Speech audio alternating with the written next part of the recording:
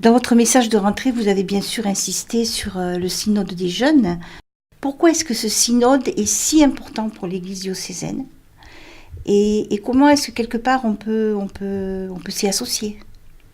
Alors je crois effectivement, comme vous dites, il est très important pour l'Église diocésaine et d'une certaine manière il tombe bien.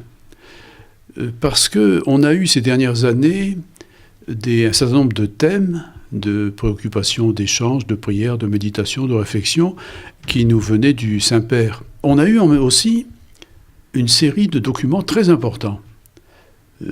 Depuis l'élection du pape François, en 2013, donc voilà déjà un peu plus de 4 ans, on a eu l'exhortation apostolique, donc la joie de l'Évangile, on a eu l'encyclique La lumière de la foi, on a tendance à l'oublier, je trouve, l'encyclique Laudato Si, sur l'écologie, et après, en même temps qu'on a eu les synodes sur la famille, donc toute une réflexion sur la vocation de la famille dans la société et dans l'Église, et puis l'exhortation apostolique Amoris Laetitia. Il me semble que le temps est venu pour nous d'essayer d'assimiler un petit peu ces différents documents et de percevoir que ce qui fait leur unité, c'est qu'ils nous invitent tous à repartir du Christ. Cette préoccupation, elle rejoint, si vous voulez, des sujets d'échange, enfin des sujets de préoccupation. Elle donne matière à réflexion et à concertation entre les générations. Et le synode des jeunes, donc c'est bien l'affaire des jeunes, ça doit être l'affaire des jeunes, mais c'est aussi,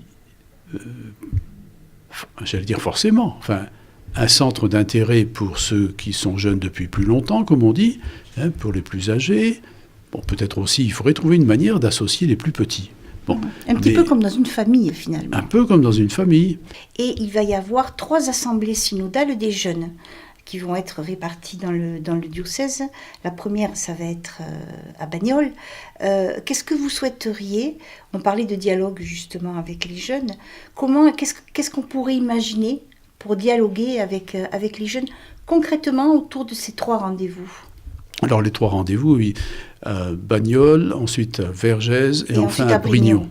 Moi, ce que je souhaiterais pour l'ensemble du diocèse, c'est que le plus grand nombre possible de personnes, s'intéressent d'abord au compte-rendu qui a été diffusé suite au questionnaire et aux 3000 et quelques réponses, 3200 réponses, je crois. Ça ne veut pas dire qu'il faille organiser partout des réunions systématiques, chercher à faire venir les gens, si vous voulez, comme on dit, faire venir. Oui.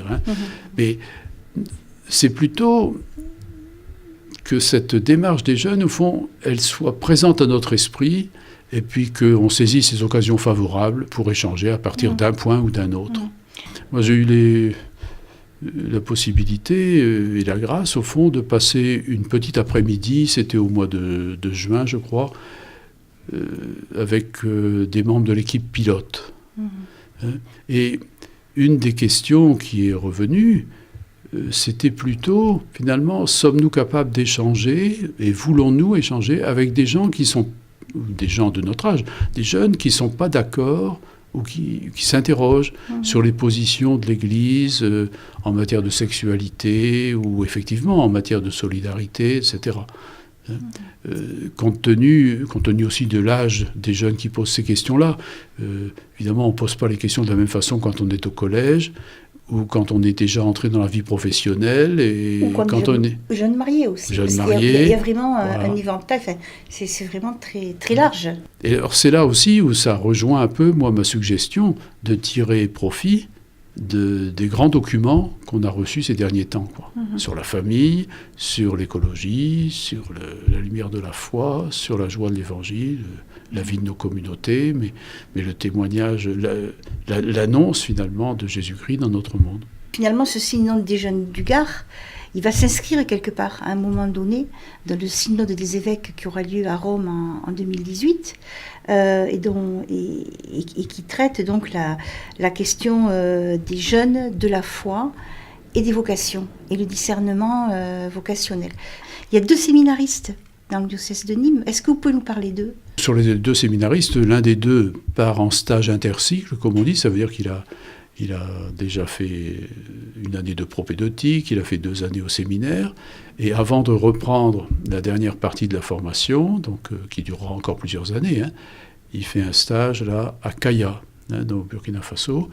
L'autre séminariste, lui, vient de déclarer un peu son intention de devenir prêtre, et il entre en propédeutique à Aix-en-Provence.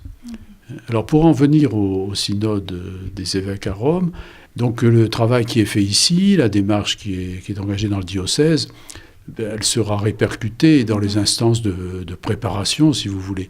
Je pense aussi que le mot vocation, dans le thème du synode, le mot vocation est plus large que les vocations spécifiques à la vie consacrée ou au ministère de prêtre. Au fond, il s'agit de l'annonce de la foi dans le monde des jeunes, il s'agit de la démarche de foi de chaque jeune, bien sûr, de celui qui découvre Jésus-Christ et qui souhaite le suivre, qui veut le suivre, qui entend son appel. Et puis, il s'agit aussi de voir quelle forme, au fond, va prendre dans son existence, dans son parcours, sa réponse à l'appel du Seigneur. Étant entendu que toutes les formes d'engagement et de vie chrétienne sont vocationnelles, sont une réponse à l'appel du Seigneur. Bon. Alors, au niveau national, on parle, ça fait quelques années maintenant, on parle du service national de l'évangélisation des jeunes et des vocations. Et dans les diocèses, il y a encore, on va dire, un service diocésain des jeunes ou de la pastorale des jeunes, chaque diocèse le nomme comme il le souhaite, et à côté, il y a le service des vocations.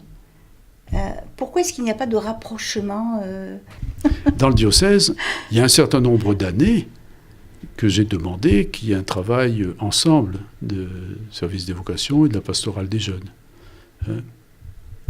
Et alors, ce qui me vient à l'esprit en même temps que je dis cela, c'est plus profondément, si vous voulez, faire découvrir, c'est le cas de le dire, ou en tout cas annoncer à chacune et à chacun, et aux jeunes en particulier, qu'ils peuvent dire ce verset du psaume, « Quelle merveille je suis ». Et donc, en réponse à cette action de grâce, « Quelle merveille je suis », ma vie va être une réponse à celui qui est à la source de toutes ces merveilles que nous sommes. Et alors ça me fait penser, je crois que j'ai lu quelque part, mais je ne sais plus bien où, le pape François qui a vu le t-shirt d'un jeune. Et alors sur le t-shirt, il était marqué « Ma mère fait beaucoup de merveilles et avec moi, elle a dépassé toutes les bornes ». Il y a depuis 1 an donc un nouveau délégué responsable diocésain de la pastorale familiale. Quel souhait vous auriez pour cette belle mission au service de la famille? Un des objectifs de la pastorale familiale, c'est de faire bénéficier les différents mouvements engagés au service de la famille et de faire bénéficier l'ensemble du diocèse, des intuitions, des richesses, des propositions des uns et des autres. Donc de travailler ensemble en ce sens-là, chacun gardant bien sûr son orientation propre, ses intuitions propres, mais en même temps, chacun acceptant de mettre d'une certaine manière à la disposition des autres ses intuitions et surtout ses propositions. Et puis alors, je crois que pour tout le monde maintenant, il est nécessaire de s'approprier les orientations qui sont exposées dans le texte La joie de Amoris Laetitia. Chaque mois, le pape a une intention de prière qui est reliée maintenant sur Internet, sur les réseaux sociaux. Et ce mois-ci, donc le mois de septembre, le pape François appelle à prier pour les paroisses au service de la mission. Alors, quelle serait votre prière, Monseigneur ? Moi, ce que je demanderais, c'est une prière à la fois au Seigneur et aux paroissiens, si l'on peut dire, c'est de regarder quel est le petit pas que chacun peut faire pour faire connaître les propositions. Voyez ? Par exemple. Par exemple, transmettre à une famille le compte-rendu du synode des jeunes, là, le compte-rendu du questionnaire. Le transmettre soit à une famille, soit à des jeunes que l'on connaît. Bon, alors le transmettre, pas seulement en le mettant dans une enveloppe et en le glissant dans la boîte aux lettres, mais avec un mot de commentaire peut-être, avec, vous voyez, sans chercher à faire de prosélytisme ou je ne sais quoi, mais au moins pour dire ça se fait, ça s'est fait, si vous êtes intéressé, bon, ça n'est qu'un exemple, mais dans le domaine de la formation, vous voyez, un domaine aussi auquel on devrait être sensible, au moins dans plusieurs ensembles paroissiaux de notre diocèse, au cours du mois d'octobre très particulièrement, les 500 ans de la réforme de Luther, enfin, vous voyez, les commémorations qui vont avoir lieu, donc la dimension œcuménique de nos relations, bon, ça c'est important. J'ajoute le denier. Vous voyez, le denier de l'Église. Si on faisait un pas pour que davantage de personnes se sentent un peu concernées, comprennent de quoi il s'agit, versent ne serait-ce que 1 euro par mois, faire connaître à des familles nouvellement arrivées les possibilités pour le caté des enfants ou pour l'aumônerie des jeunes. Oui. Bon, faire connaître les pèlerinages aussi, les pèlerinages à Lourdes, quand il y a des personnes malades, mettre en relation avec l'hospitalité, bon. Faire connaître bien sûr les mouvements d'action catholique. Au fond, notre diocèse a une grande vitalité. Il se passe beaucoup de choses. Seulement, ça n'est connu la plupart du temps que d'un petit nombre. Et ici, j'ai un peu le sentiment moi, qu'il faudrait pas grand-chose, un petit pas des uns et des autres, pour que davantage de personnes, au fond, soient informées, éventuellement répondent en participant. Comment continuer à avoir le souci des communautés qui sont éloignées de Nîmes? Quand je dis Nîmes, c'est parce que bon, il y a l'évêque, il y a l'évêché, il y a les services diocésains qui sont là. Des communautés aussi qui vieillissent, qui peuvent se sentir, alors pas abandonnées, mais un peu découragées quand même. Tout à fait. Alors, moi, depuis quand même pas mal d'années, j'ai suggéré, j'ai demandé, j'ai même écrit dans les lettres pastorales qu'il était important d'avoir sur place des équipes d'animation et des conseils de pastoral. Bon, en distinguant un peu les deux, au moins pour certaines régions, certains endroits. Je continue de penser que c'est fort important. Parce que les prêtres pourront ils continueront d'être au service des communautés, mais autrement qu'à la manière du curé d'autrefois. Il est important que dans les différentes localités, quelle que soit leur taille, d'une certaine manière, il y ait un petit peu des relais. Vous voyez, des gens qui, j'allais dire, fassent tourner la communauté. L'expression est un peu péjorative. Mais qui soient des référents. Oui. Bon. Et puis aussi des gens qui nous aident tous à porter un regard de croyants sur l'évolution humaine de notre petite région, notre ensemble paroissial, etc. Vous voyez, avoir un regard bienveillant envers les nouveaux arrivés, etc. Bon, faire connaître, encore une fois, oser faire un pas en direction de... Alors, ça ne règle pas tout, parce que la manière dont le ministère des prêtres va s'exercer va certainement évoluer. Je dis de temps en temps, parce que moi, ça me crève les yeux, j'allais dire, même si une quinzaine de prêtres, j'allais dire, nous tombaient du ciel, nous arrivaient comme ça, parce qu'on dit quelquefois, faites venir des communautés, faites venir des prêtres d'ailleurs, et tout. Bon. Même si on avait 15 prêtres dans le diocèse qui arrivaient comme ça soudainement, on serait encore loin de l'effectif des prêtres en 2001. Vous voyez, puisque depuis 2001, moi j'ai vu disparaître une soixantaine de prêtres. Enfin, je n'ai pas fait le compte, mais c'est 3 ou 4 par an. Et ça ne résoudrait pas non plus enfin, le problème, en tout cas la question qui est aussi que les laïcs doivent, enfin, ont aussi leur place à prendre dans leur vie de leur communauté. Mais là aussi, en bien des endroits, vous avez des équipes d'accompagnement des familles en deuil et de préparation des funérailles.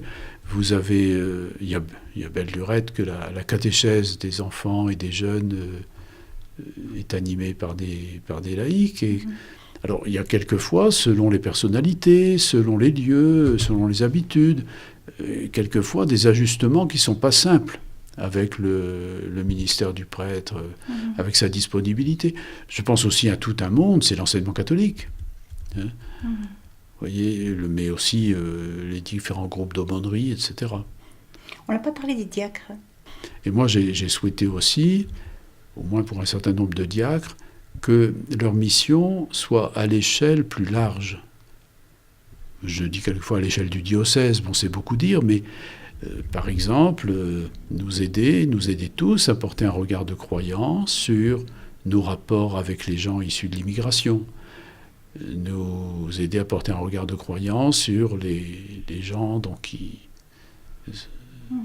appartiennent à d'autres confessions religieuses, ou bien qui nous aident à réfléchir sur les questions de l'écologie, de l'énergie, ou qui nous aident à prendre conscience aussi de la réalité, des difficultés et des joies des personnes handicapées, etc. L'Eucharistie est au cœur de la vie chrétienne, mais alors, certains en déduisent, voilà, quand ils pensent église, ils pensent paroisse, ils pensent au centre de la paroisse, il y a le clocher, et sous le clocher, il y a un curé, quoi. Hein, et tout doit tourner autour de lui, tout tourne autour de lui. Et alors, du coup, sa personnalité joue beaucoup. Si on s'entend bien avec lui, on ne veut pas le voir partir. Si on ne s'entend pas avec lui, alors au contraire, on fera des pétitions pour le voir partir. Bon, alors qu'il nous faut réaliser que les prêtres, ensemble avec l'évêque, sont au service de l'ensemble du diocèse, et puis qu'il est normal aussi que dans le parcours d'un prêtre, il puisse, s'accomplir en étant au service de différents endroits successivement, parce que ses responsabilités peuvent s'élargir en fonction de son expérience, etc. On aurait intérêt justement à relire même ce que disait le Concile sur le diocèse. Est-ce que vous avez quelque chose à dire en guise d'envoi peut-être pour cette année qui commence ? Pour cette année qui commence, je souhaite que ça soit une année d'approfondissement pour tout le monde. Vous voyez, c'est une année, je ne dis pas une année tranquille, hein, mais même au plan ecclésial, je souhaite que ça soit une année où on assimile un peu ce qu'on a reçu dans les années antérieures, et que ce synode des jeunes, au fond, nous aide à la fois à approfondir et à avancer ensemble, hein, en acceptant peut-être de remettre en cause certaines habitudes. Et surtout en prenant conscience que l'Évangile, il est, comme on dit à la messe, pour la gloire de Dieu et le salut du monde, enfin pour la vie des hommes.